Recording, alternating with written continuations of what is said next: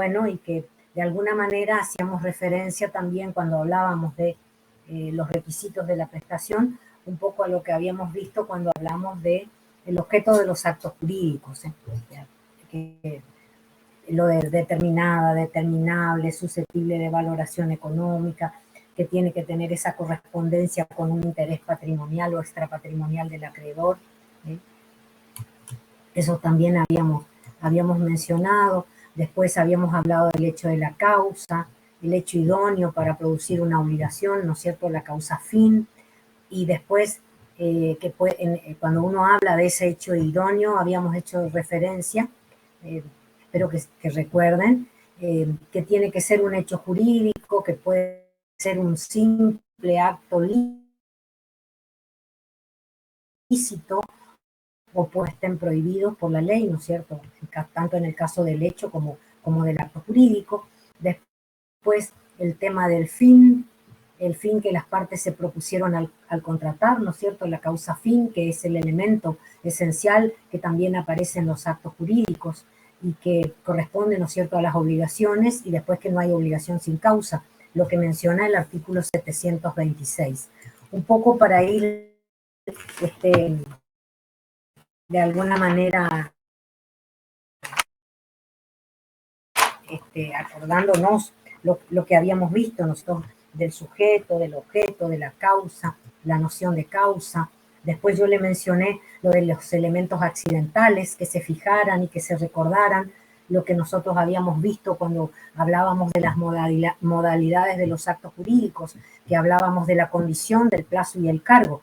Y acuérdense, porque hicimos mención a esto, que cuando nosotros acá estamos hablando de las obligaciones a partir del artículo 724, pero cuando nosotros vemos el tema de lo relacionado con los elementos accidentales, y entonces nos vamos a referir a lo que habíamos hablado para los actos jurídicos, ahí cuando mencionamos la condición, el plazo y el cargo, vamos a ir a los artículos 343, que tienen que ver, a partir del artículo 343 tiene que ver con la condición, a partir del 350 tiene que ver con el plazo, y a partir del 354 con el cargo.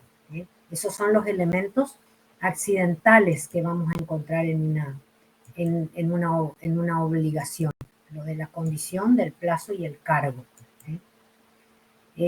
Y respecto de las fuentes de las obligaciones, porque fíjense que ahí en el programa, en ese primer párrafo, dice obligación, concepto legal, elementos esenciales, sujeto, objeto, causa, noción y tales, noción, enumeración y caracteres, y después se menciona las fuentes de las obligaciones. ¿Y cuáles son estas fuentes de las obligaciones? Porque nosotros habíamos hablado en la unidad número 1, habíamos hecho mención a las fuentes del derecho, y en ese momento les habíamos dicho que tenían que tener presente que debían recordar que también íbamos a hablar de las fuentes, o sea, de la forma o el modo en cómo se va a producir cuando íbamos a hablar de las obligaciones. Y entonces cuando uno menciona lo de las fuentes de las obligaciones, tenemos que recordar que acá vamos a hablar del hecho, del acto o de la disposición, porque nosotros hablamos hace un ratito de la causa, y ahí mencionamos hecho, acto o disposición legal en la que se va a originar la obligación. Y de ahí van a surgir las obligaciones. ¿De dónde van a surgir? Van a surgir de un hecho, van a surgir de un acto, o van a surgir de la disposición legal, por ejemplo, la obligación alimentaria que deviene de la relación parental. Un poco de esto habíamos hablado, para que se ubiquen en esta situación. Entonces, hecho, acto o disposición legal de la que se va a originar o de la que va a devenir, ¿no es cierto?, una obligación. Y si no, la ley. Y si no, la ley. Bueno, pero vamos a enumerar esas fuentes. Bueno, la ley, como en el caso, por ejemplo, de una disposición legal que genere una obligación, la obligación alimentaria que tienen los cónyuges después de la celebración del matrimonio, o los convivientes que tienen una obligación alimentaria. ¿Por qué? Porque hay un proyecto de vida común en el caso de los convivientes, y en el caso de los cónyuges, después de la celebración del matrimonio, hay una serie de efectos que tienen consecuencias, y uno de esos efectos que tienen consecuencias, que está establecido en la ley, es la asistencia y los alimentos. De eso se trata cuando hablamos de las obligaciones que derivan de la ley. La ley determina que se debe cumplir con una determinada acción, ¿no es cierto? Hay que realizar determinados actos para cumplir, ¿no es cierto?, con lo que establece la norma. Entonces, la enumeración de las fuentes, podemos hablar de, dijimos, hechos, actos o la ley. Cuando hablamos de los actos, ¿cuáles son los actos que van a originar las obligaciones?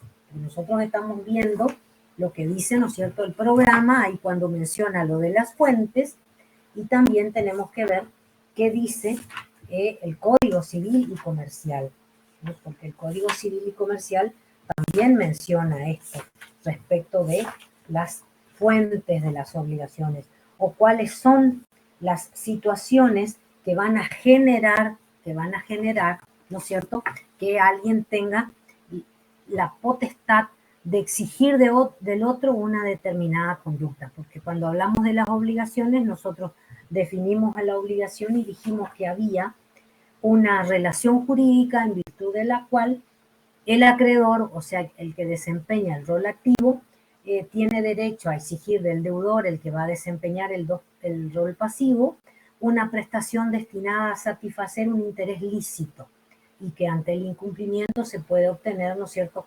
forzadamente la satisfacción de dicho interés. Pero cuando vamos a mencionar la enumeración de las fuentes, vamos a hablar de cuáles son los actos, pues ya dijimos que otra de las fuentes de las obligaciones son los actos lícitos. Y vamos a mencionar el contrato. Vamos a mencionar el contrato, pero también vamos a mencionar actos lícitos que no son contractuales. O sea que, fíjense ahí en el programa dice fuentes de las obligaciones, dice clasificación y después dice contrato, punto. Y después se enumera una serie de situaciones que están contempladas y contenidas también en el Código Civil y Comercial y que devienen de estos actos, lícitos como es el contrato, pero que no son contratos.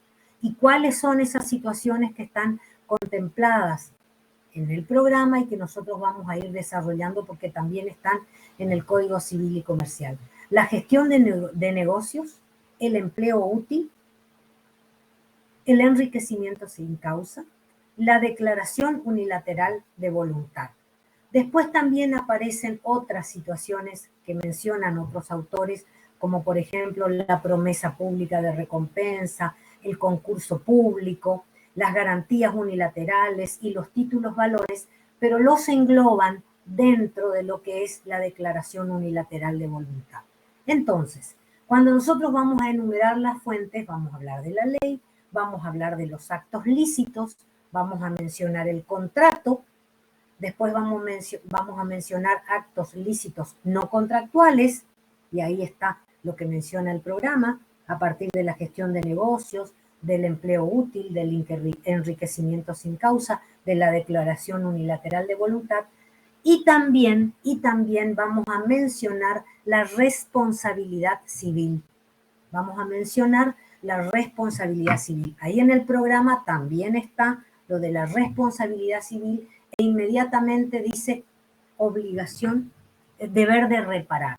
O sea que cuando hablamos de la responsabilidad civil, vamos a encontrarnos también con el deber de reparar.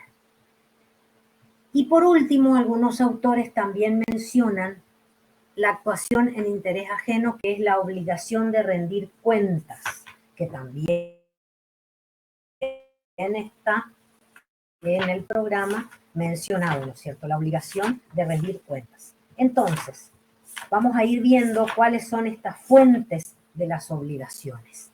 Cuáles son, como nosotros mencionamos, estas fuentes de las obligaciones. Bueno, la ley ya saben porque ya estuvimos viendo, pero lo otro que se menciona es el contrato. Y el contrato está, el concepto de contrato está en el artículo 957. Ahí está la definición de contrato. en el artículo 957, que es el título segundo de este libro. Porque yo les dije que nosotros cuando empezábamos con las obligaciones íbamos a trabajar con el libro tercero. Ese título primero tenía que ver con las obligaciones en general, y el título segundo dice contratos en general, y el 957 tiene la definición, que es el acto jurídico mediante el cual dos o más partes manifiestan su consentimiento para crear, regular, modificar, transferir o extinguir relaciones jurídicas patrimoniales. Esta definición tiene conceptos que nosotros ya vimos, de los que ustedes ya tienen una idea, porque ya tienen conocimiento de qué es un acto jurídico, qué son las partes, porque la definición habla de acto jurídico, mediante el cual dos o más partes, después dice manifiestan su consentimiento. Ustedes saben qué significa esto de manifestar consentimiento.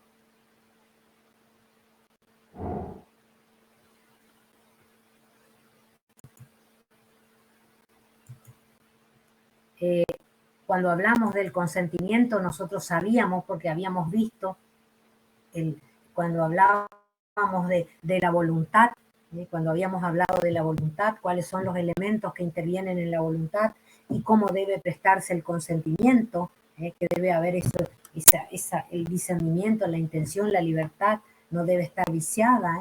Bueno, entonces ustedes saben lo que significa lo del consentimiento. Después, crear, regular, modificar, transferir,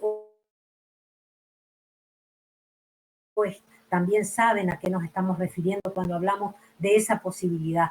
Y ese es el contrato que está definido en el artículo 957. O sea que cuando uno va a hablar de las fuentes de las obligaciones, vamos a mencionar la ley y después vamos a mencionar el contrato.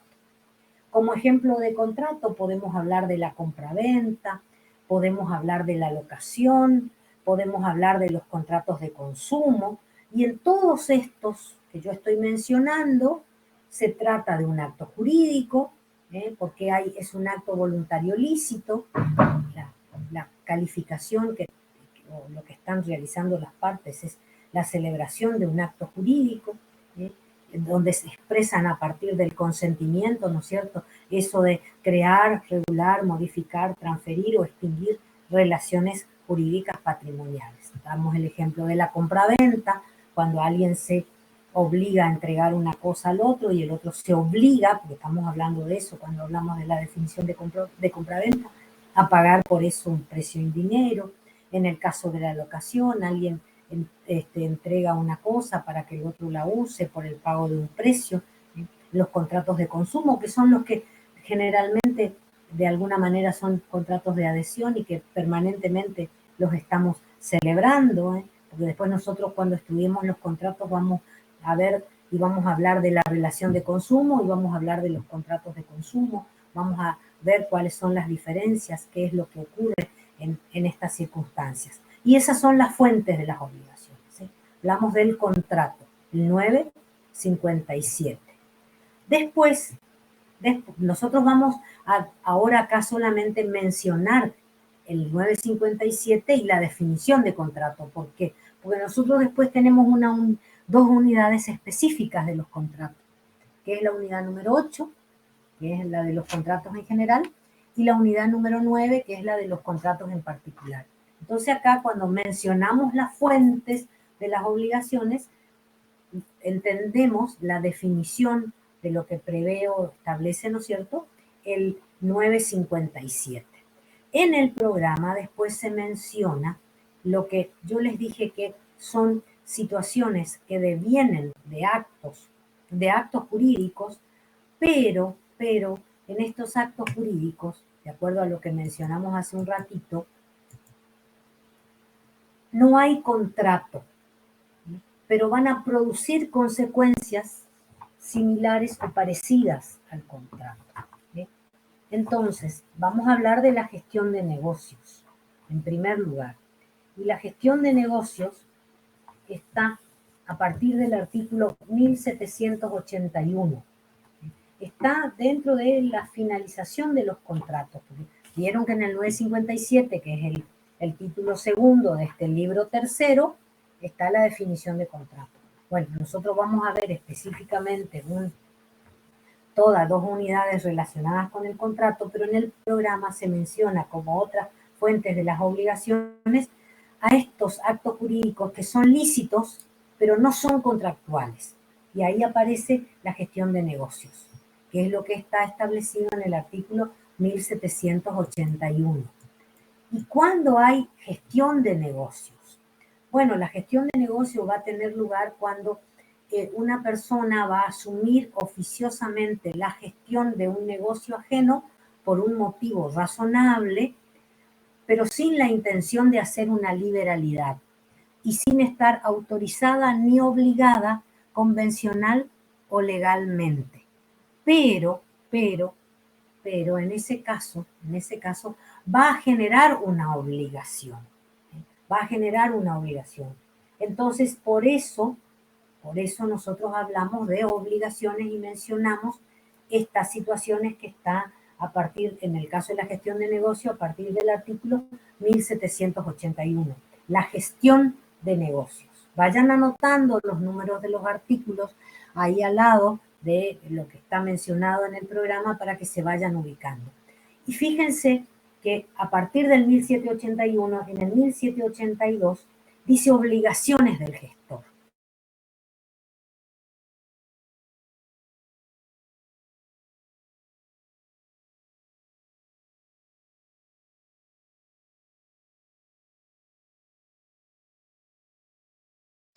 Mónica, parece que te silenciaste.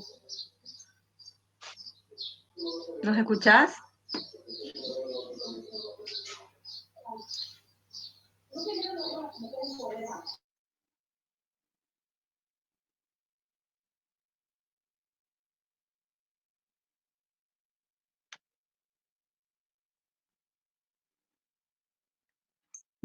Mónica, ¿nos escuchás?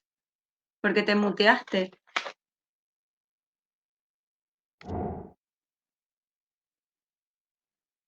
Me parece que... Bueno, entonces vamos a seguir. Mientras vuelve la profe, ya nos estaba hablando del artículo 1781 cuando hablábamos de una gestión de negocios como fuente de la obligación, ¿sí? Yo quiero saber si hasta acá tienen alguna duda. ¿Nos escuchás? Tenés que activar tu micrófono. Y yo muevo, Ahí está, ahí volviste. Bueno, ahí estás. No, la verdad, no quiero tocar nada más acá, no sé qué hacer, ya estoy, parezco ay Dios mío, me parezco a un robot porque no quiero ni moverme así, pero bueno, disculpen. Yo estaba hablando, Cecilia, vos mencionaste el 1781 recién, y lo que quedó en silencio es cuando yo empecé a hablar y a explicar de por qué decimos que se trata de que genera una obligación.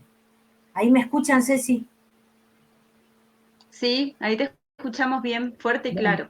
Porque en el 1781 está la definición de gestión de negocios.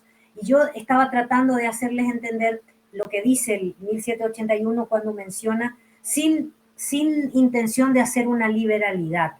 El ejemplo de la doctora de Maldé, que fue nuestra anterior titular, era el de el vecino, que porque su vecino se ausenta y viene una tormenta y destruye parte del techo del vecino, el vecino, para evitar que su vecino tenga problema, compra las chapas, hace arreglar el techo y entonces cuando vuelve del viaje porque se había ausentado,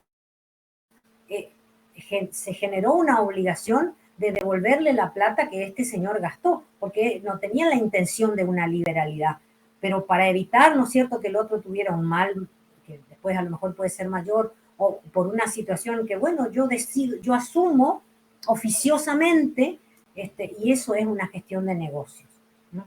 Sin la intención de hacer una liberalidad y sin estar autorizado ni obligado convencional o legalmente. Esa es la gestión de negocio. ¿Me siguen escuchando? Sí, te seguimos escuchando. Bien. Bueno, 1781. Y en el 1782 dice bien clarito, obligaciones del gestor. Dice, el gestor está obligado a avisar sin demora al dueño del negocio que asumió la gestión y a guardar su respuesta. Actuar conforme a la convivencia, a la conveniencia y a la intención real o profunda. Bueno, continuar la gestión hasta que tenga la posibilidad de asumirla, proporcionar al dueño del negocio información adecuada. Bueno, eso tiene que ver, ¿no es cierto?, con lo de la gestión de negocios, que está establecida, ¿no es cierto?, como una de las formas de las obligaciones que no son contrato, porque acá no hay un contrato. Después, lo otro que está mencionado en el programa es el empleo útil, que está a partir del artículo 1791. Y es un poco parecido también la situación. ¿Por qué? Porque en el caso del empleo útil se menciona que quien, sin ser gestor de negocios ni mandatario, realiza un gasto en interés total o parcialmente ajeno y tiene derecho a que le sea reembolsado su valor en cuanto haya resultado de utilidad, aunque después ésta llegue a cesar. En ese caso, el reembolso incluye los intereses desde la fecha en que el gasto se efectúa. Esas son las situaciones en las que está prevista esta actuación o esta consecuencia de que uno realice, sin que haya un contrato, pero que uno realice determinados actos, estamos hablando de actos lícitos, sin que haya un contrato, o sea, sin que haya el consentimiento de la otra parte, pero en un interés total o parcialmente ajeno, y que tiene derecho, ¿no es cierto?, a que sea reembolsado el valor, siempre que sea una utilidad, por supuesto. Y este valor va a incluir también los intereses desde la fecha en que el gasto se efectúa. Y ahí en ese artículo, en esa parte del código, cuando se menciona lo del empleo útil, aparecen mencionados los gastos funerarios. Están comprendidos en el artículo 1791 los gastos funerarios que tienen relación razonable con la circunstancia de la persona y los usos del lugar. Y ahí después dice obligados al reembolso, el acreedor tiene derecho a demandar al reembolso. Fíjense que cuando uno lee el código, uno entiende y se ubica mejor, porque nosotros cuando definimos a la obligación dijimos que había un acreedor y un deudor. Y una de las situaciones, una de las fuentes de las obligaciones era el contrato, o sea, el acreedor y el deudor, el que desarrolla, en el contrato nosotros sabemos que hay consentimiento por ambas partes. Pero cuando uno habla de las obligaciones y de que hay alguien que desempeña un rol activo, está alguien, y el otro que desempeña el rol pasivo, es el obligado. Entonces acá en el empleo útil, al igual que en la gestión de negocios, no hay contrato, pero hay actos lícitos que devienen situaciones que generan obligaciones. Fíjense que ahí en el de los obligados al reembolso, en el de los gastos funerarios, establece el acreedor tiene derecho a demandar el reembolso, quien recibe la utilidad, a los herederos del difunto en el caso de los gastos funerarios. Después el tercero adquirente a título gratuito el bien que recibe la utilidad, pero solo hasta el valor de ella al tiempo de la adquisición. Esto es lo que menciona, ¿no es cierto?, el Código Civil y Comercial para lo del empleo útil. Ahí en el programa habíamos visto que teníamos que ver qué significaba lo de la gestión de negocios, 1781, el empleo útil, 1791. Después viene el enriquecimiento sin causa, que está en el 1794. ¿Qué quiere decir esto del enriquecimiento sin causa? También es una fuente autónoma de obligaciones, y acá dice que toda persona que sin una causa lícita se enriquezca a expensas de otro, está obligada en la medida de su beneficio a resarcir el detrimento patrimonial del empobrecido. Si el enriquecimiento consiste en la incorporación a su patrimonio de un bien determinado, debe restituirlo si subsiste en su poder al tiempo de la demanda.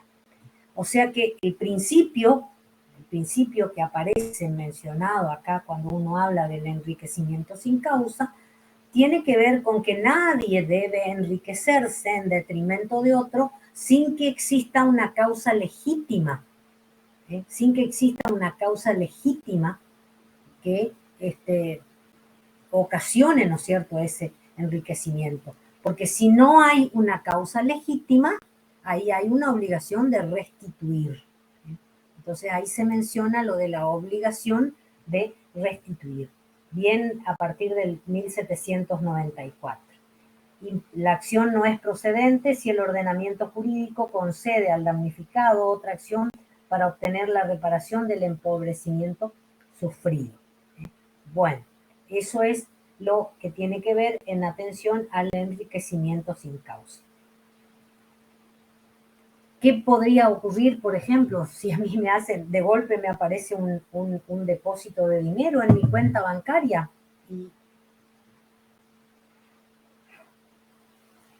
y alguien se confundió? Cosa que suele ocurrir, ¿no, profesora? ¿Cómo es en el caso de que, por ejemplo, en mi cuenta bancaria de golpe me aparezca una suma? Yo tengo la obligación de restituir o tengo la posibilidad de empezar a gastar a troche y moche toda esa plata que de golpe me apareció depositada. Digamos, depende. En la práctica, sí.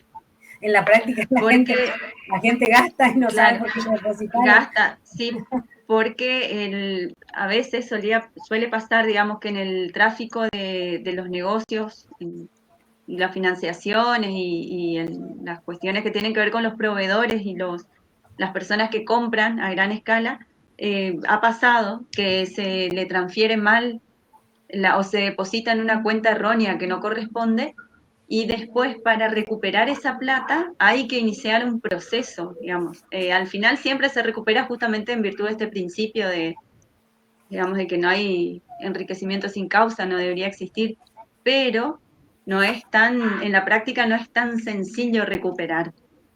En estos negocios que manejan un gran volumen. Ahora, si somos una persona humana que tenemos una cuenta sueldo y de repente nos aparece 1.000.000 de pesos en la cuenta cuando habitualmente no la manejamos de esa forma, lo que va a pasar va a ser que en realidad van a saltar las alertas de la UIF, de la Unidad Financiera de Información Financiera del Banco Central, de prevención de lavado de dinero. Entonces la persona que va a recibir esa plata va a preferir quedarse sin gastar y sacarse de encima el problema administrativo que le va a traer esta cuestión de las alertas, ¿no? Pero ahí resultaría más fácil, ¿no? Pero en otros casos ha pasado que el proveedor no quería devolver la plata. Es un regalo de Dios, dijo alguno. Pero bueno, vamos a pensar, vamos a ver si podemos ubicarnos mejor. Yo voy a leer lo que dice la doctora Kemmelmayer en el libro, cuando ella menciona lo del enriquecimiento sin causa, y el ejemplo que da, dice: Juan y Sofía piensan casarse, Sofía es propietaria de un departamento, en miras al futuro matrimonio, Juan realiza inversiones en ese inmueble, pintura, construcción de un baño, y por cualquier razón la pareja se disuelve, no contraen matrimonio. El inmueble tiene un mayor valor obtenido gracias a los aportes de Juan. Si ella no restituyese ese mayor valor, tendría un enriquecimiento sin causa. Acá estamos en presencia de una situación que está descrita como las que pueden generar un reclamo por esto del enriquecimiento sin causa. Es cierto que en el caso de estas situaciones a veces es un poco difícil por el tema del amor que se termina, y entonces, bueno, si hay reclamos o no hay reclamos, pero sería uno de los ejemplos posibles, ¿no es cierto? Sí, en las uniones convivenciales se puede ver bastante eso, ¿no? Cuando uno de los integrantes de la unión convivencial está tan enamorado que accede a construir en el terreno de la suegra, ¿no? Esas situaciones se ven habitualmente, no es que va a tener que demostrar ese aporte que hizo y demás, pero el hecho de que se haya, supongamos digamos que hicieron una construcción que le dio mayor valor a ese inmueble, y fue durante la unión convivencial e hizo aportes y demás, eso se puede reclamar también como enriquecimiento sin causa, ¿no? Y sí, es otra de las situaciones que aparecen mencionadas. Después también la otra programa y que también tenemos que ver, ¿no es cierto?, en el Código Civil y Comercial es la declaración unilateral de voluntad. Eh, Ahí en el Código, si ustedes se fijan, después del 1794, menciona también el pago indebido, cuando no hay causa de deber, no existe o no subsiste porque no hay obligación válida. Podríamos pensar a lo mejor también que la situación esta que habíamos mencionado y que tenía que ver con el tema del banco y del depósito del banco, podría también ahí tratarse de... yo contraje una deuda con Juan Pérez y me equivoqué de Juan Pérez. Ahí habría un error, un error en la persona, ¿no es cierto?, de los errores de hecho, y entonces, bueno, habría la posibilidad de repetir lo pagado, por esto de lo que establece el código cuando hablamos de los vicios, o de lo que mencionamos acá en el 1796 y decimos que el pago es repetible. Y la otra de las situaciones que están mencionadas y que tienen que ver con también hablamos del programa, ¿no es cierto?, es la declaración unilateral de voluntad, que está a partir del artículo 1800. Esa declaración unilateral de voluntad, que también genera, ¿no es cierto?, la causa para también, ¿no es cierto?, para reclamar eh, la, la declaración unilateral de voluntad, que también es, es exigible, ¿no es cierto?, en los casos previstos por la ley o por los usos y costumbres, y genera una obligación jurídicamente exigible. Cuando nosotros hablamos de esta declaración unilateral de voluntad que genera, ¿no es cierto?, una obligación jurídicamente exigible, estamos en presencia de que hay, por ejemplo, hay una norma que establece eso, o hay usos y costumbres que establecen la posibilidad. Y acá tenemos que mencionar, porque yo les dije hoy más temprano que cuando hablábamos de la declaración unilateral de voluntad, había tres situaciones que aparecían mencionadas ahí en las fuentes de las obligaciones. A ver si se acuerdan. Cuando nosotros mencionamos y hablamos de las fuentes, hablamos de la ley, hablamos de los actos lícitos y ahí mencionamos el contrato, después los actos lícitos que no son contractuales y les dijimos que íbamos a hablar de la gestión de negocios, del empleo útil, del enriquecimiento sin causa y de la declaración unilateral de voluntad. Pero cuando mencionamos lo de la declaración unilateral de voluntad, que está a partir del artículo 1800, también aparece en el 1803 la promesa pública de recompensa, en el 1807 el concurso público y en el 1810 las garantías unilaterales. Esto del 1803, la promesa pública de recompensa, el que mediante anuncios promete recompensar con una prestación pecuniaria o una distinción a quien ejecute determinado acto, cumpla determinados requisitos o se encuentre en cierta situación y queda obligado por esa promesa desde el momento en que llega a conocimiento del público. Y el ejemplo que siempre damos es cuando se nos pierde alguna mascota y entonces nosotros publicamos que al que nos devuelva la mascota lo vamos a recompensar. Ahí aparece esto de la promesa pública de recompensa. En el caso del concurso público, la promesa de recompensa al vencedor de un concurso público requiere para su validez que el aviso, ¿no es cierto?, contenga el plazo de la presentación, la realización, bueno, que haya un jurado, cosa que, por ejemplo, hay una plaza y se quiere engalanar la plaza con una escultura. Entonces se hace un concurso público y se invita a los escultores a presentarse y bueno, tendrán que cumplimentar, ¿no es cierto?, todo lo que se establece ahí en el anuncio y bueno, hay una promesa de que aquel que resulte ganador, bueno, va a hacerse acreedor a una suma de, por ejemplo, una suma de pesos o a una determinada distinción o gozar de un determinado beneficio. Bueno, ese sería, por ejemplo, el ejemplo del concurso público. Y en el caso de las garantías unilaterales, constituyen una declaración unilateral de voluntad y tiene que ver con aquellas que se establece para el cumplimiento de una obligación y entonces yo me obligo, la persona, ¿no es cierto?, se obliga al cumplimiento si la otra parte no cumple, ¿no es cierto? Ahí aparece esto de las garantías unilaterales. Y me puedo reservar el derecho de, como dice ahí el 1810, me puedo reservar el derecho de repetir del deudor si no cumple, ¿no es cierto? Y a mí me ejecutan esa obligación. Estamos hablando de las garantías unilaterales. Están dentro de esas obligaciones que no son contractuales, pero generan, ¿no es cierto?, la posibilidad de que se reclame a alguien, ¿no es cierto?, el cumplimiento de una prestación.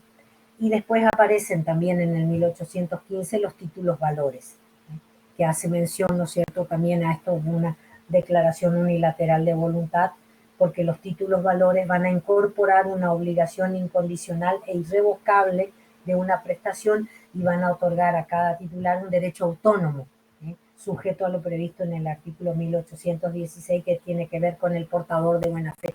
Un poco lo que habíamos explicado los otros días en relación a lo que era el cheque.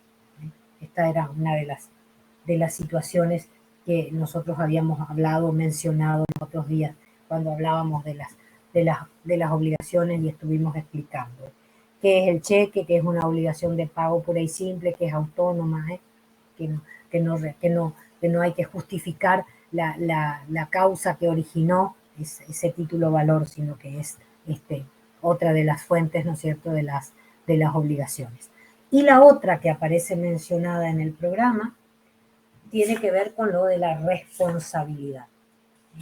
Tiene que ver con la responsabilidad y nosotros vamos a ver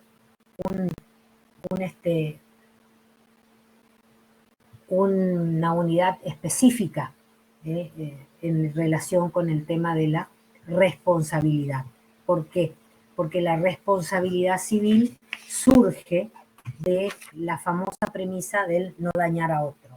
Cuando se genera un daño a otro, entonces ahí en ese caso estamos en presencia, ¿no es cierto?, de la obligación de resarcir el daño.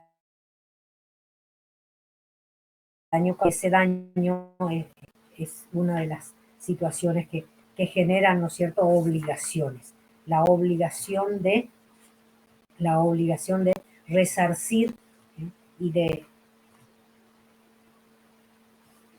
1710, la obligación de todo aquel que causa un daño, tiene la obligación no solamente de reparar, sino también de prevenir el daño, que es esa situación antijurídica, y que establece, ¿no es cierto?, que el deber de no dañar a otro tiene como correlativa la obligación de reparar el daño. El deber de no dañar a otro tiene esa obligación correlativa, que es la de reparar el daño. Pero ahí volvemos otra vez a lo que menciona el Código Civil y Comercial ahora, que las funciones de la responsabilidad, fíjense que a partir del 1708 dice otras fuentes de las obligaciones, y ahí está lo de la responsabilidad. Y dice, las disposiciones de este código son aplicables a la prevención del daño y a su reparación. ¿Por qué? Porque toda persona tiene el deber, en cuanto de ella dependa, de, bien clarito dice el código, evitar causar un daño no justificado. Por eso lo de la antijuricidad que mencioné hace un ratito, adoptar de buena fe, acá volvemos otra vez a hablar de la buena fe, y conforme a las circunstancias las medidas razonables para evitar que se produzca un daño o disminuir su magnitud si tales medidas evitan o disminuyen la magnitud del daño del cual un tercero sería responsable. Tiene derecho a que éste le reembolse el valor de los gastos en que incurrió conforme a las reglas del enriquecimiento sin causa. No agravar el daño si el daño ya se produjo, y la función nueva, que de alguna manera ya estaba en el derecho pero no aparecía en el Código Civil y Comercial, es la acción preventiva. Cuando yo me tengo que representar la posibilidad de causar un daño, y en ese caso tengo que de alguna manera evitar, ¿no es cierto?, hacer todo lo posible para evitar que el daño se produzca. Por eso lo de las funciones de prevención y de resarcitorias en el caso, ¿no es cierto?, de que se genere un daño.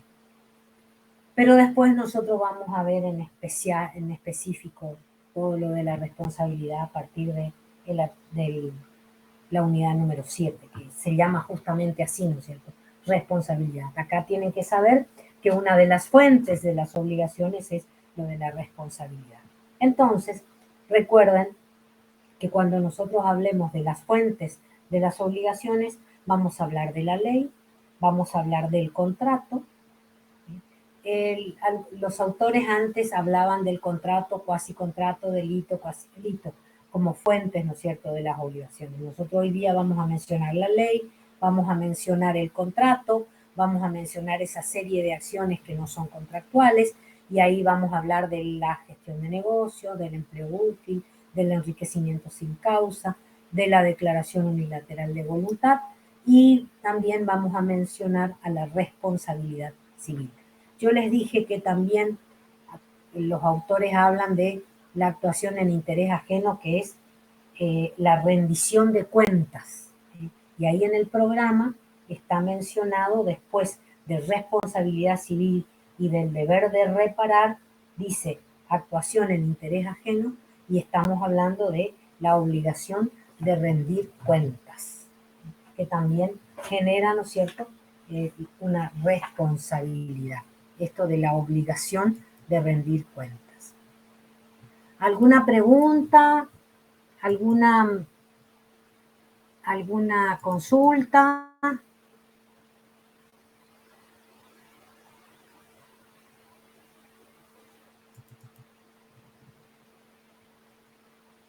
Cecilia, ¿me están escuchando? Sí, profe, se la escucha. Sí, se escucha. Bueno.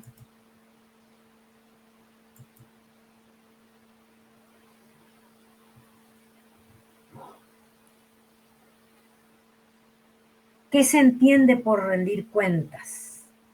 ¿Qué es lo que significa esto de rendir cuentas? Y ahí rendición de cuentas, y fíjense lo que dice el artículo 858. Y insisto con esto de todo esto que nosotros estamos viendo, por favor, vayan escribiendo al lado los artículos para ir ubicándose y después ir viendo, ¿no es cierto?, en el material de estudio, las situaciones estas, lo de la rendición de cuentas. Para ubicarse en el programa, nosotros estuvimos viendo el libro tercero. Ahí está la definición de obligaciones a partir del 724. Después, cuando mencionamos las fuentes de las obligaciones, fuimos a ver qué decía el artículo 857, que tiene que ver con el contrato. La definición, no, el 957, no 857. El 957 que tiene la definición de contrato. Después, para las otras situaciones, como el enriquecimiento sin causa, la gestión de negocios, fuimos al final de los contratos, cuando hablábamos de la declaración unilateral de voluntad. Todo eso está a partir del artículo 1008 de la gestión de negocios. Bueno, y ahora, cuando vamos a hablar de la rendición de cuentas, vamos a volver otra vez al tema de las obligaciones, porque después Nosotros vimos las obligaciones en general, después vamos a ver en el código cómo se clasifican las obligaciones, y a partir del 858 está este punto del programa que tiene que ver con lo de la rendición de cuentas. Cuando se las pone en conocimiento de la persona interesada, eso quiere decir lo de la rendición de cuentas, si la obligación, dice, obligaciones se entiende por cuenta, yo no necesito explicarle qué significa a ustedes, qué significa esto de cuenta. Se entiende por cuenta la descripción de los antecedentes, hechos y resultados pecuniarios de un negocio, aunque consista en un acto singular, y hay rendición de cuentas cuando se las pone en conocimiento de la persona interesada conforme a lo que disponen, ¿no es cierto?, los artículos siguientes. Todo aquel que administra, que gestiona negocios para otro, tiene la obligación de rendir cuentas, porque es una obligación, ¿no es cierto?, que surge de ese vínculo que se tiene, ¿no es cierto? Y ahí en el 859 se menciona cuáles son los requisitos, ¿eh? Y cómo tiene que ser hecha la rendición de cuentas. Tiene que haber una forma, tiene que ser hecha en forma descriptiva, tiene que tener documentos. Todo eso ustedes saben. ¿Por qué? Porque ustedes están estudiando contabilidad. Y entonces saben esto, qué significa esto del modo descriptivo, qué es lo que significa documentado, qué es lo que significa incluir referencias, qué es lo que significa que se explique razonablemente. Después, acompañar los comprobantes, tanto del ingreso como el egreso, para cuando uno va a hacer los asientos,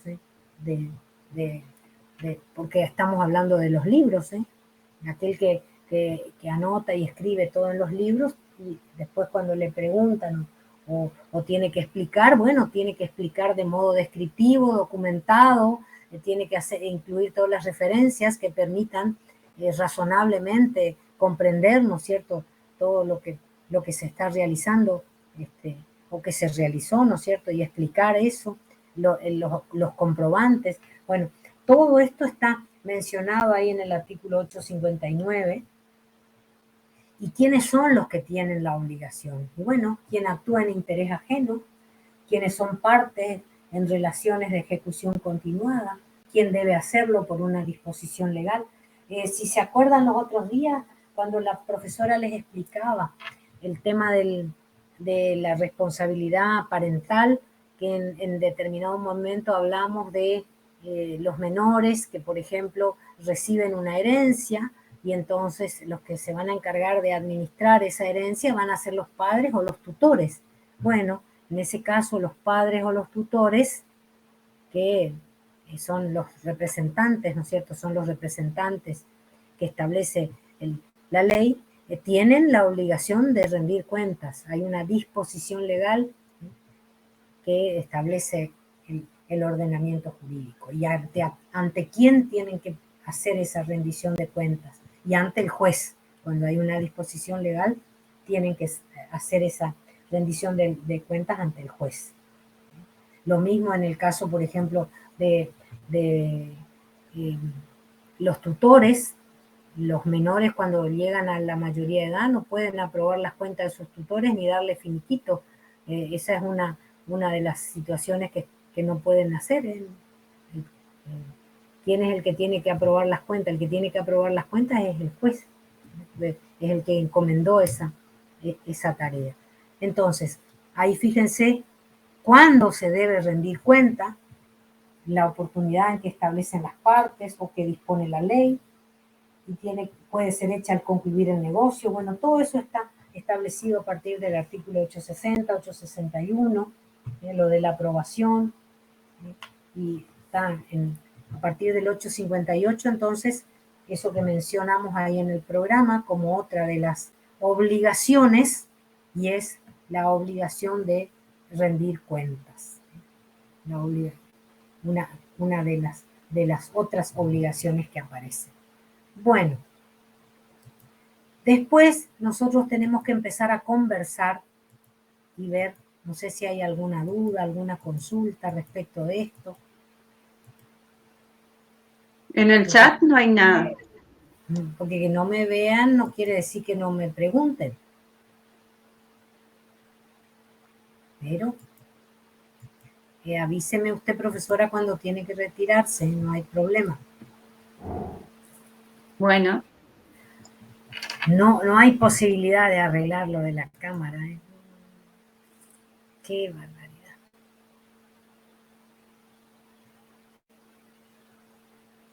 Bueno, en el programa lo que continúa es lo de la clasificación de las obligaciones. Ya alguito yo dije en las clases anteriores, porque dijimos que podíamos encontrarnos con diferentes formas o modos de clasificar a la obligación. En principio, cuando uno dice clases de obligaciones, uno dice obligaciones de dar, obligaciones de hacer y obligaciones de no hacer.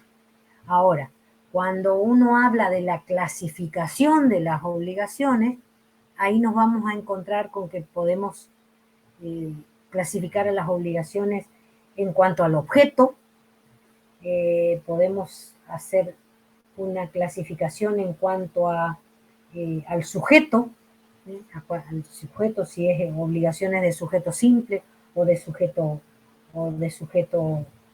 plural, y ahí vamos a hablar de obligaciones simplemente mancomunadas o obligaciones solidarias.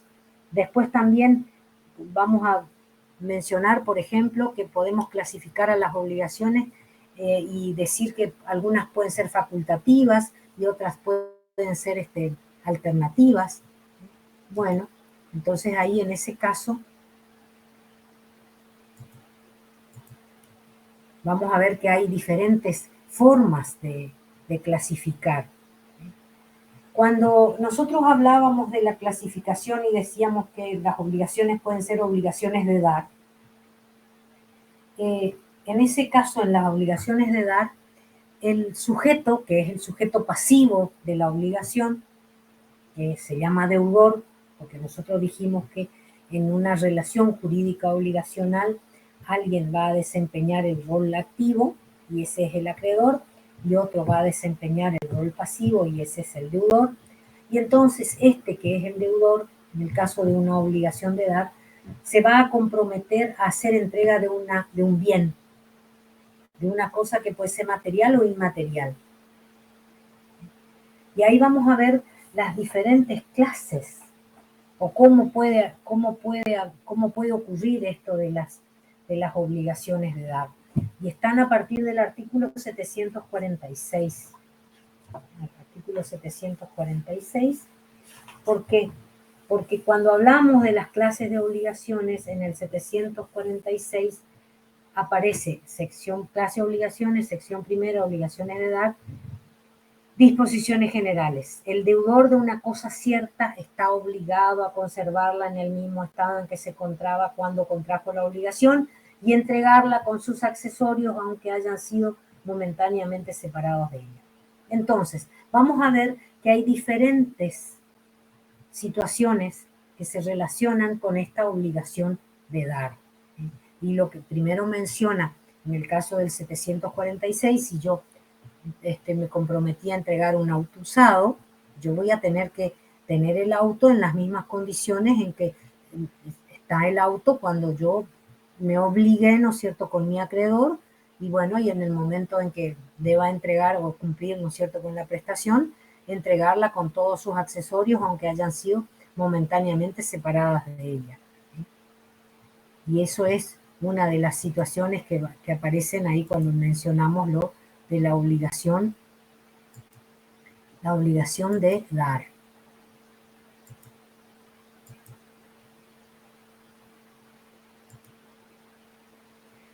¿Por qué? Porque hay un compromiso que tiene que ver con entregar, ¿no es cierto?, un bien.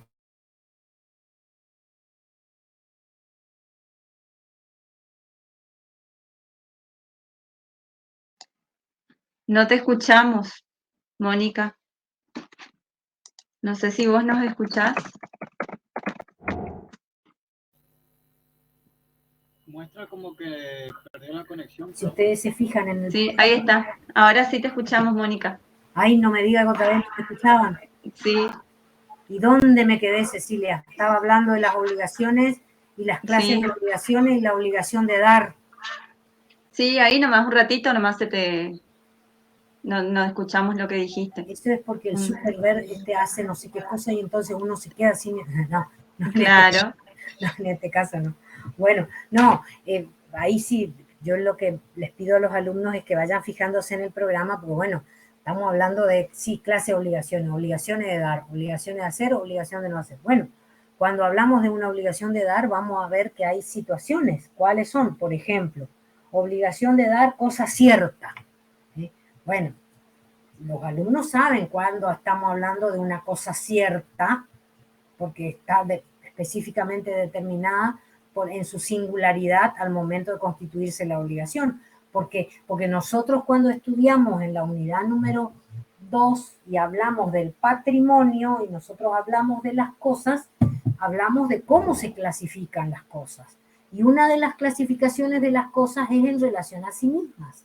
Y ahí, bueno, cosa cierta, cosa incierta, cosa fungible.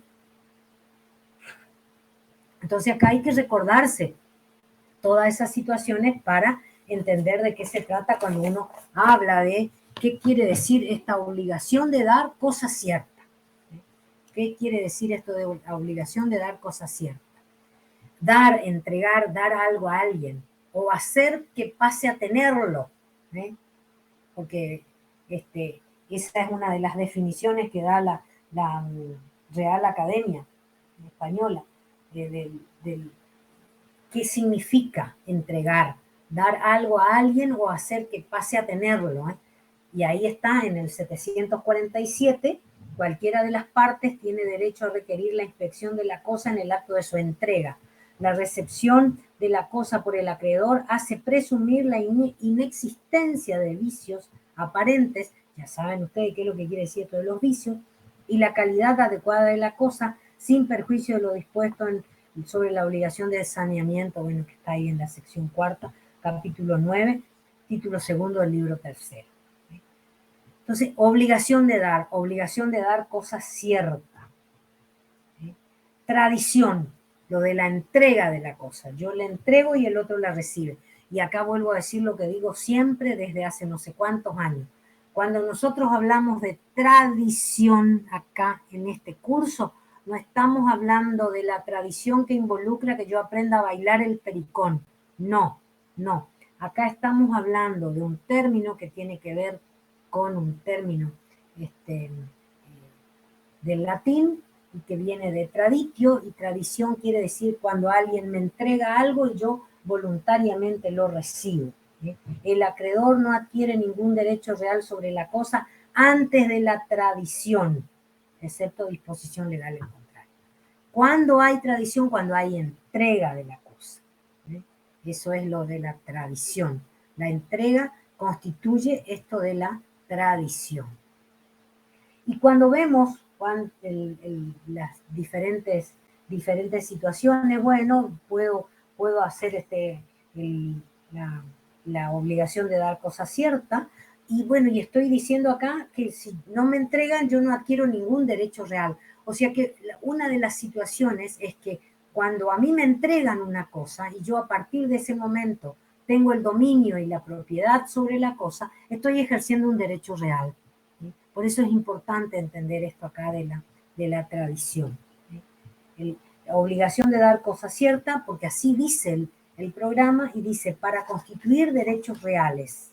¿Por qué? Porque la entrega de la cosa, la aceptación de una cosa cuando hay la entrega, y bueno, podrá ser, ¿no es cierto?, para esto que establece el Código Civil y Comercial, para constituir derechos reales. Después, fíjense ahí los artículos que continúan, y que tienen que ver, ¿no es cierto?, con la situación esta de constituir derechos reales. Y después, en el artículo 759, a obligaciones de dar para restituir.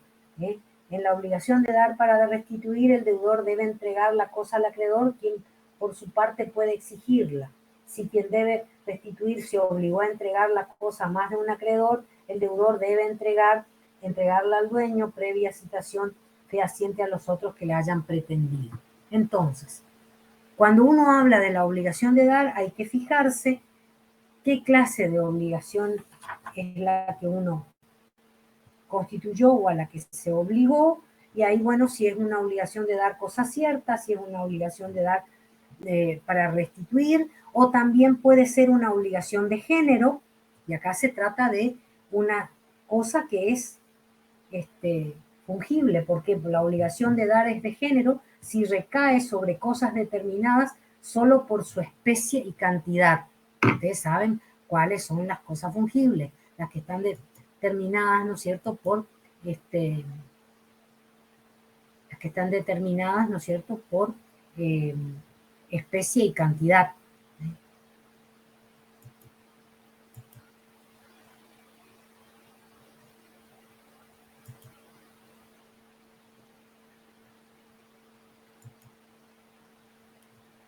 Uy, que se me va a mí.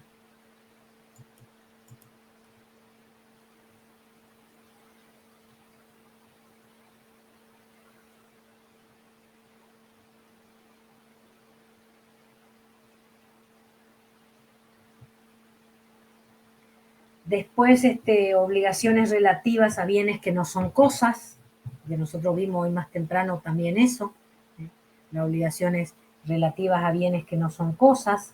Y después aparece la obligación de dar dinero, que está a partir del artículo 765.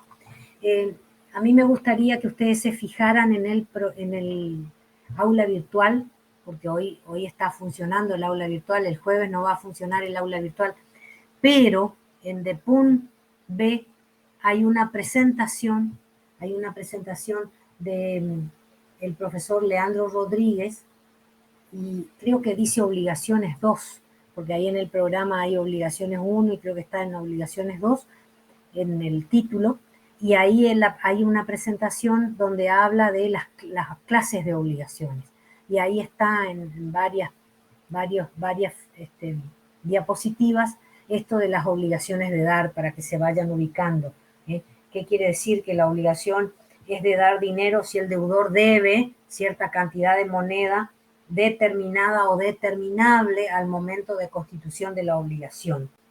Si por el acto por el que se ha constituido la obligación se estipuló dar moneda que no sea de curso legal en la República, la obligación debe considerarse como de dar cantidades de cosas y el deudor puede liberarse dando el equivalente en moneda de curso legal.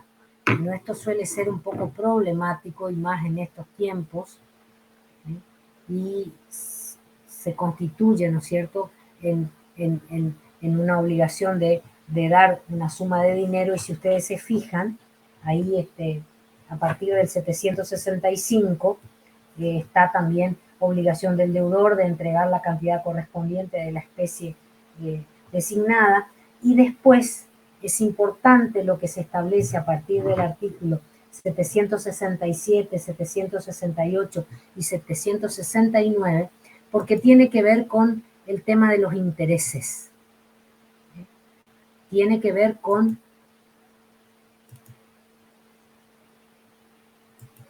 la cuestión de los intereses.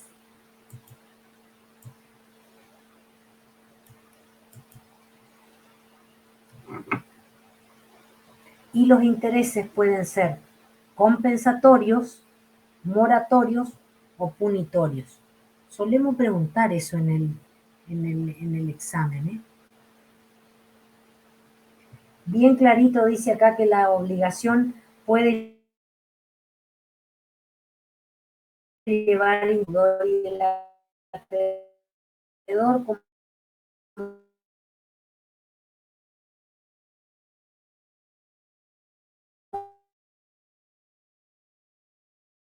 también la tasa de interés compensatorios. Esos son los intereses compensatorios.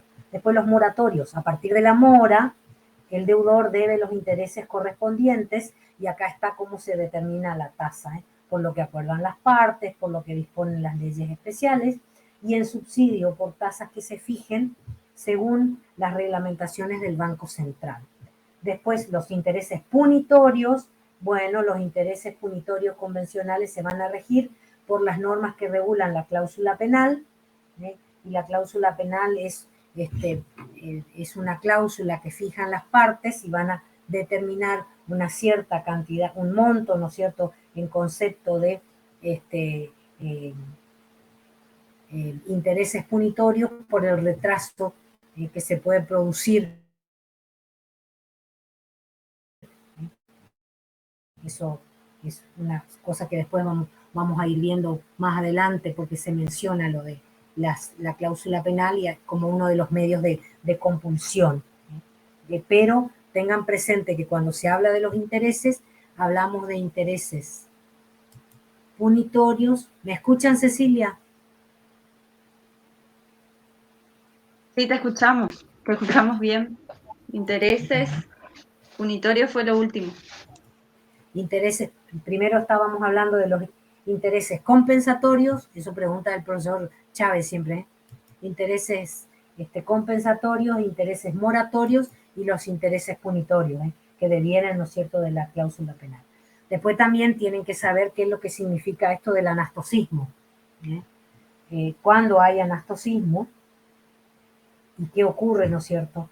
Que no se deben intereses de los intereses, y ahí hay unas excepciones que están establecidas, ¿no es cierto?, en el artículo 770, excepto que una cláusula expresa autorice la acumulación de los intereses al capital con una periodicidad no inferior a 6 meses, cuando la obligación se demanda judicialmente, ahí sí opera, ¿no es cierto?, la acumulación desde la fecha de notificación de la demanda, al momento de hacer, ¿no es cierto?, la liquidación de cuál es la deuda, y cuando la obligación se liquida judicialmente, la capitalización se produce desde que el juez manda pagar la suma resultante y el deudor es moroso en hacerlo. Esas son las situaciones en las que se presenta, ¿no es cierto?, lo que tiene que ver respecto de los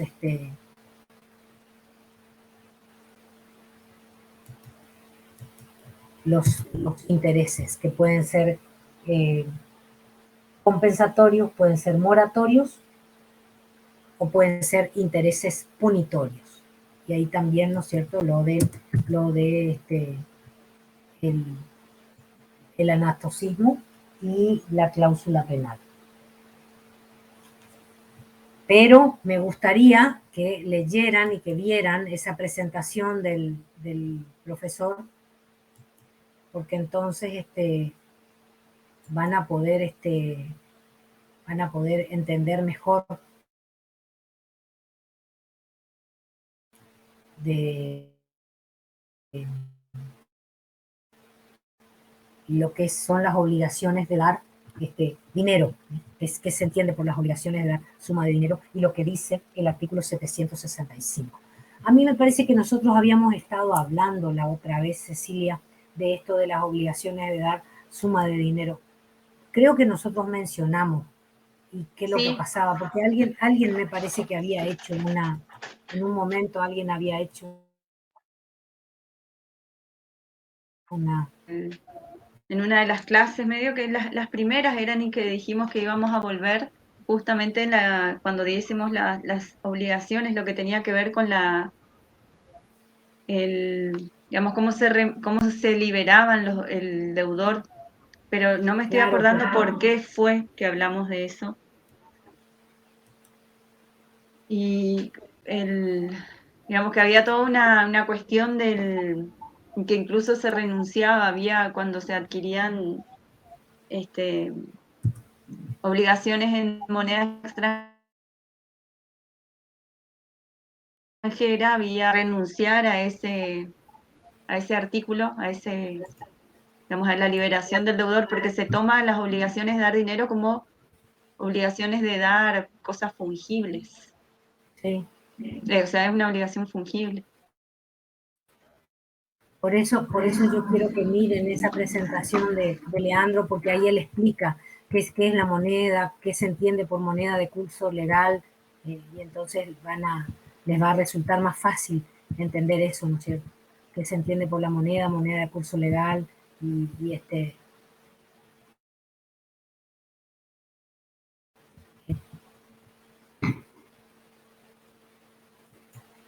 bueno, entonces estamos hablando de las obligaciones de las obligaciones de las clases de obligaciones y de cómo aparece, ¿no es cierto?, la obligación de dar. En este caso, a partir del 765, la obligación de dar sumas de dinero. Después, cuando uno menciona lo de la obligación de hacer, vamos a ver qué dice el 773. Porque nosotros dijimos que las clases de obligaciones podían ser de dar, de hacer o no hacer. La obligación es de hacer cuando el objeto de la obligación está constituido por la prestación de un servicio o la realización de un hecho. Estamos hablando siempre de la prestación de un servicio o de la realización de un hecho en el tiempo, lugar y modo que ha sido acordado por las partes. Profesora, usted no tiene que retirarse ya.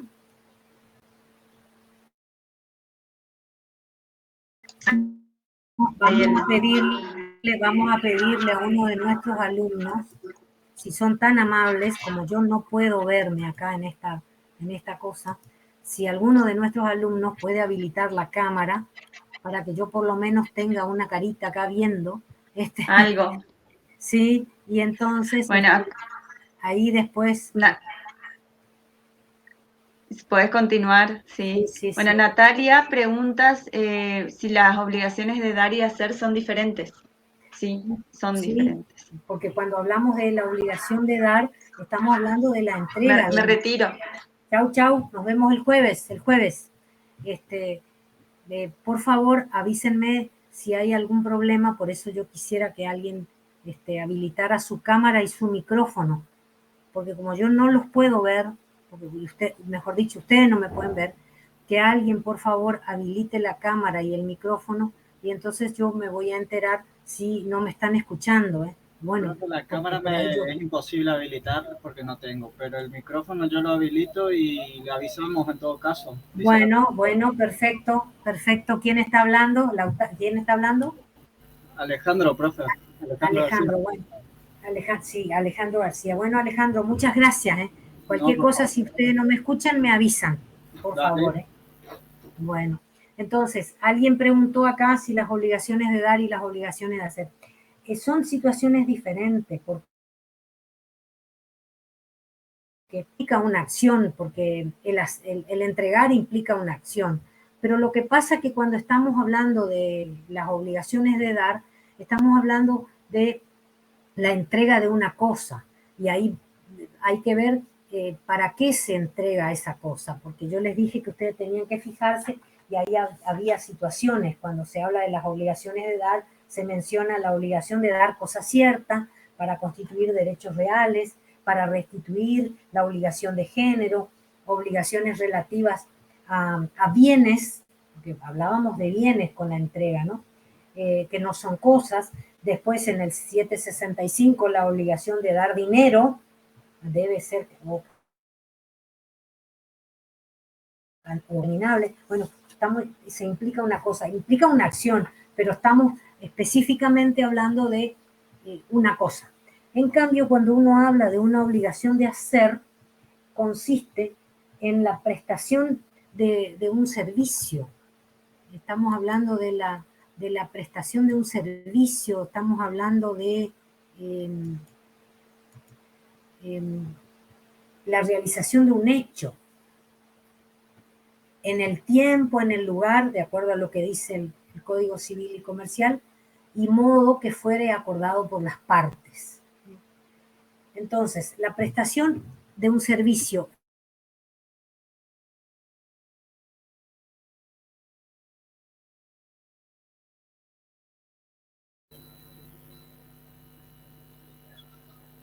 Parece que la profe perdió la conexión de nuevo. Sí, el iconito dice que perdió la conexión. Vamos a esperar a que se conecte para avisarle. Situaciones que están... Profe, ¿sí? Se desconectó hace un rato, no le escuchamos lo que estuvo diciendo.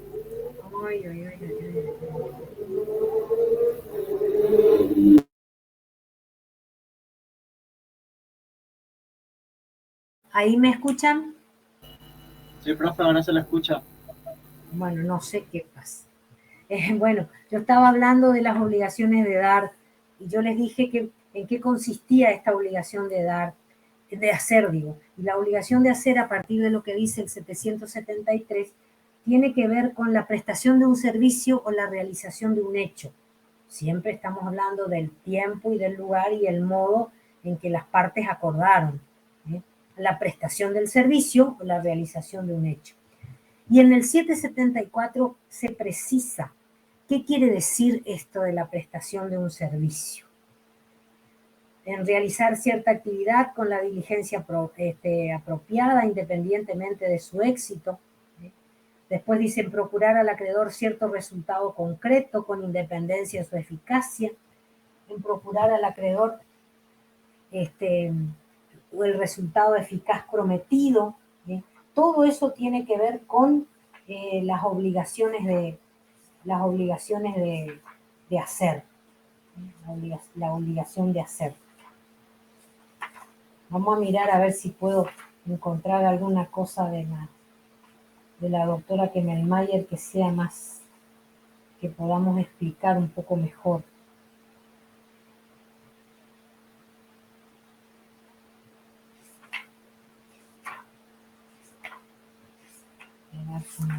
No se olviden de fijarse lo que yo les dije de lo de la presentación del profesor Rodríguez. Cuando uno habla de la prestación de un servicio o de la realización de un hecho, ustedes tienen que saber diferenciar, en el caso de la obligación de hacer, y no confundirse el contrato de trabajo con el contrato de trabajo. ¿Por qué? Porque en el caso de la obligación de hacer, uno se compromete a llevar adelante la prestación de un servicio o la realización de un hecho, pero esta actividad que yo realizo no tiene que ver con el vínculo que puede surgir de una relación contractual que cae bajo la ley de contrato de trabajo. ¿Por qué? Porque cuando nosotros hablamos de la prestación de un servicio, pero dentro de lo que es la ley de contrato de trabajo, hay diferentes circunstancias y situaciones. Hay relación de dependencia, se paga el salario de determinada manera, el trabajador tiene una protección jurídica que está dentro de esa ley de contrato de trabajo y fundamentalmente persiste en el tiempo. A través de la ley de contrato de trabajo, uno puede ser contratado para llevar adelante un contrato de trabajo por X cantidad de tiempo, o se contrata a la persona y bueno, va trabajando y bueno, si no hay ningún inconveniente, se va desarrollando normalmente esa actividad laboral. No es, cuando uno habla de esta obligación de hacer, que tiene que ver con esa prestación del servicio que está en el artículo 773 y 774, no es la prestación que cae, la realización de un servicio, no es la prestación que está contemplada y contenida en ese contrato de trabajo, porque el contrato de trabajo es del derecho laboral. Acá, por ejemplo, cuando uno habla de la prestación de un servicio, piensen ustedes, por ejemplo, cuando contratan a un electricista para que venga a realizar un arreglo porque de golpe se quedan sin luz y ustedes no saben qué es lo que pasó. Bueno, ahí entonces hay la prestación de un servicio. No hay una relación de dependencia que tienen ustedes que tienen el electricista para con ustedes. En ese caso estamos hablando de situaciones en las que se presta un servicio, y se busca, ¿no es cierto?, que se cumpla con esa obligación de hacer. Pero puede ser la prestación de un servicio, obtener un resultado determinado, o busco un resultado especial, ¿no es cierto?, que tiene que ver con la realización de un determinado hecho y con un resultado específico. Siempre, ¿no es cierto?, en atención a lo que establece el Código Civil y Comercial respecto a cómo debe ser llevado adelante, ¿no es cierto?, la prestación de ese servicio, la realización del hecho. ¿Qué ocurre si, por ejemplo, se torna imposible cumplir, ¿no es cierto?, con la obligación que yo me comprometí, el servicio que yo me comprometí a prestar? Y bueno, ahí hay que ver si hay culpa o no hay culpa, porque después nosotros vamos a ver las situaciones en las que no se puede exigir el cumplimiento de la obligación. Eso vamos a ir viendo en la clase que viene, ¿no es cierto? Bueno, ahí en esas situaciones. Pero la obligación de hacer tiene que ver con esto, ¿no es cierto? Con la realización de la prestación de un servicio, la realización de un hecho. Y después también en el 778 se establece la obligación de no hacer. Y es aquella que tiene por objeto una abstención del deudor o tolerar una actividad ajena. Su incumplimiento imputable permite reclamar la destrucción física de lo hecho y de los daños y perjuicios. La obligación de no hacer. También yo me tengo que abstener de realizar determinados hechos, o tolerar una actividad ajena. Esa es una obligación de no hacer. O sea que dentro de las obligaciones, cuando uno habla de las clases de las obligaciones, vamos a hablar de la obligación de dar, y ahí fijémonos qué dice el Código Civil y Comercial de cómo puede ser esa obligación de dar, de acuerdo a lo que menciona nuestro programa, ¿no es cierto? Después, la obligación de dar sumas de dinero, lo de los intereses, la obligación de hacer y la obligación de no hacer. Una de las situaciones que podemos mencionar como una obligación de no hacer, por ejemplo, si yo alquilo una casa y aparece la casa tiene muchas habitaciones y aparece en una de las cláusulas que no puedo subalquilar o subarrendar alguna de las habitaciones. Bueno, esa es una obligación de no hacer. Si yo subalquilo o subarriendo alguna de las habitaciones de, por ejemplo, un departamento que estoy alquilando, ahí estoy incumpliendo con una obligación de no hacer. Yo no podía subalquilar o subarrendar. Bueno, ese sería, por ejemplo, para ilustrar, ¿no es cierto?, de qué se trata cuando nosotros mencionamos lo de la obligación de no hacer. Después también mencionamos otras posibilidades de clasificación de las obligaciones. ¿Por qué? Porque nosotros vamos a hablar, por ejemplo, de las obligaciones facultativas o de las obligaciones alternativas. Cuando uno menciona las obligaciones alternativas, están en el 779, y acá también de alguna manera se relaciona con esto de la obligación de dar. ¿Por qué? Porque el 779 dice que la obligación es alternativa cuando tiene por objeto una prestación entre varias que son independientes y distintas entre sí. El deudor está obligado a cumplir solo una de ellas. Y ahí hay una facultad de elegir que corresponde al deudor. Eso es lo de las obligaciones alternativas.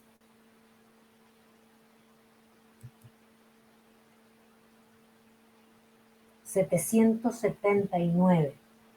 La obligación es alternativa cuando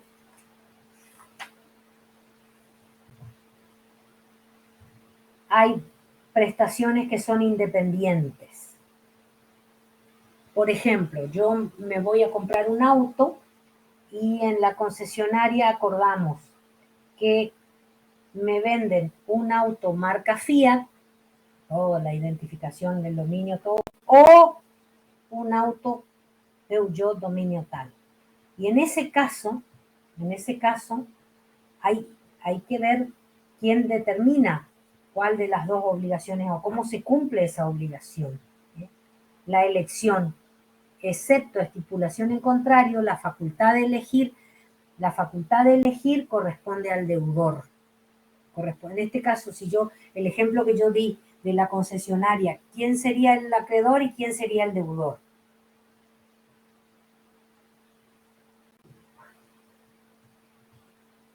En el caso de la concesionaria y de lo que dice el 779 para lo de las obligaciones alternativas.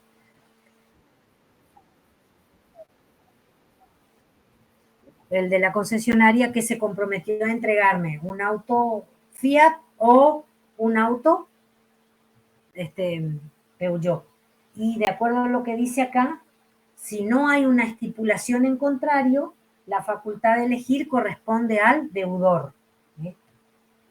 Esa es lo que establece el deudor.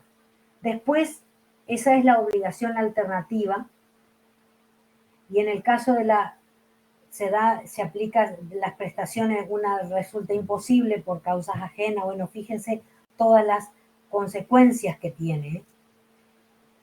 Y en las obligaciones pueden haber obligaciones periódicas también, que son de carácter alternativas, y entonces la realización de una no implica la renuncia o la facultad a optar por la otra. Pero en estos casos, ¿no es cierto?, de la obligación alternativa, si no hay estipulación en contrario, la facultad de elegir va a corresponder, ¿no es cierto?, al deudor. Estamos hablando de una obligación de dar, porque acá estamos hablando de la entrega de una cosa, con el ejemplo que mencionamos, ¿no es cierto?, que tiene que ver con en el caso de los autos. Después también otra clase de obligación es la obligación facultativa, que tiene por objeto una sola prestación, pero da al deudor la facultad de sustituir una obligación por otra. Acuérdense que la diferencia entre las alternativas y las facultativas es que cuando hablamos de las alternativas hay una prestación que es la que se tiene que cumplir, pero la prestación esa se cumple entre varias que son independientes y distintas. El ejemplo, ¿no es cierto?, de la entrega de un auto o del otro auto. Uno u otro auto. La obligación alternativa. En cambio, en la obligación facultativa hay una prestación principal y una accesoria.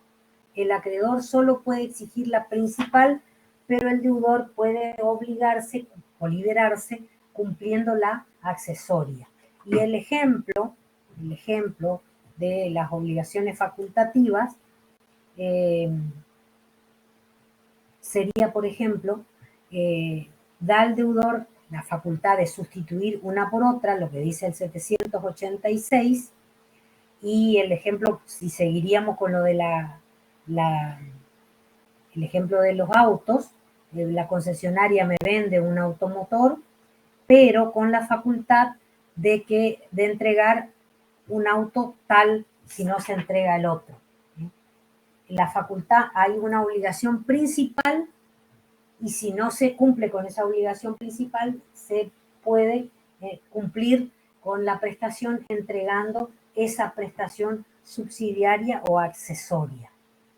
Ese sería el caso, ¿no es cierto?, de la obligación facultativa. Estamos hablando siempre de obligaciones de dar. O sea que cuando uno menciona esto de las obligaciones de dar, también hay que tener presente cuando hablamos de las obligaciones alternativas y de las obligaciones facultativas. ¿Me escuchan? Sí, profe, se la escucha. Bueno. Después también vamos a ver que hay opciones, es obligaciones divisibles o obligaciones indivisibles, a partir del artículo 805.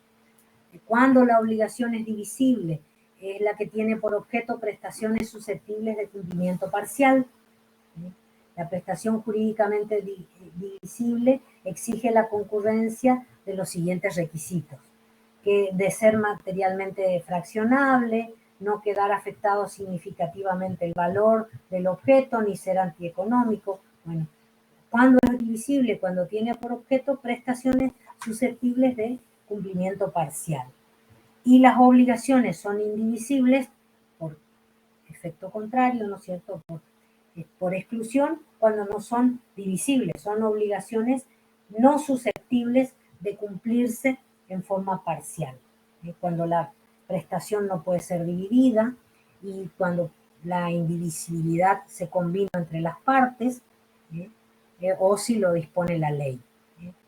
Y cuando se trata de una obligación que se considera indivisible y cuando hay la obligación de dar una cosa cierta, esa sería una obligación de dar una obligación indivisible.